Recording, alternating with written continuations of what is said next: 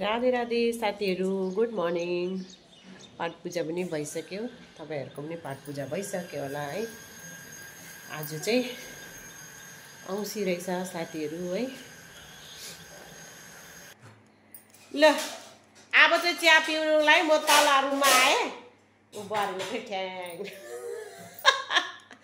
चिया ल्याउ त, चिया खाने। यहाँ एकजनालाई चाहिँ यसरी बाँधेर राखिदिएछ साथीहरू। मेरो नातिलाई त यस्तो बानी पो दिएछ। यहाँ हेर्नु नि, यो मम्मी चाहिँ बाहिर झाडु लाउनु गएछ कि रुख हेर्नु नि, यसरी डोरी बाँध्दैछ बिचरालाई त हो। पुरा उपद्रो गर्छ नि त यो। उता जान्छ अन्त सिँढी मुनि झऱ्यो भने छैन। अस्ति त सिँढीको त्यहाँनिर डन्ठा पक्रिनु पुगेछ अन्त। राधे राधे गर्दै लु। इ राधे राधे लु मेरो नातु, छिटो यता यता हेर्न, खालि फेल यतै।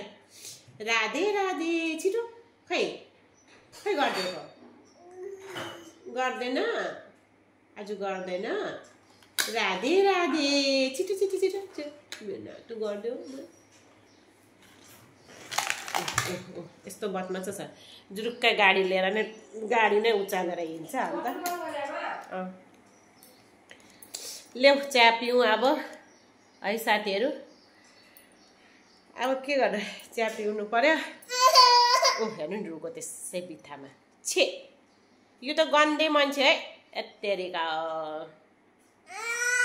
अरे किन रुको है।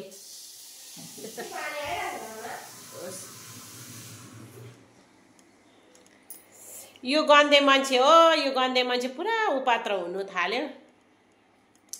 पण्डित आएछ होइन, माथि नै पुगेछ पण्डित फेरि। चिया पिउनु पर्यो साथीहरू।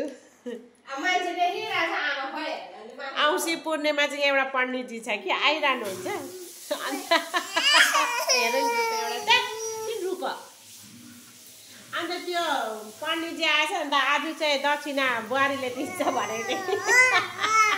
फेरि बुहारी यस्तो अरे, बुहारीले दक्षिणा कम्ती दिन्छ।